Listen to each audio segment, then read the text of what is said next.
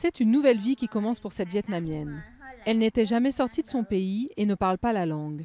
Mais à 23 ans, elle vient de s'expatrier en Corée du Sud pour épouser un inconnu. Je voulais un mari qui m'aime et me rende heureuse.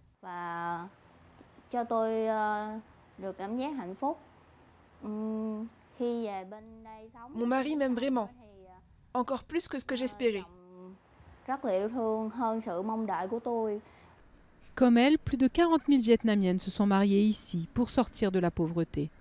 La plupart vont vivre dans les campagnes sud-coréennes où les jeunes femmes sont peu nombreuses.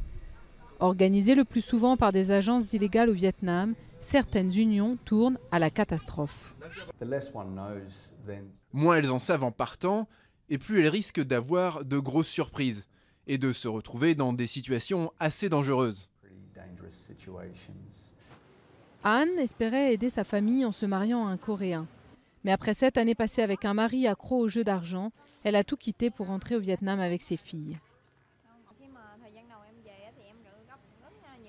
Quand je suis rentrée au Vietnam, j'ai eu beaucoup de mal à scolariser mes enfants et à régulariser leur situation.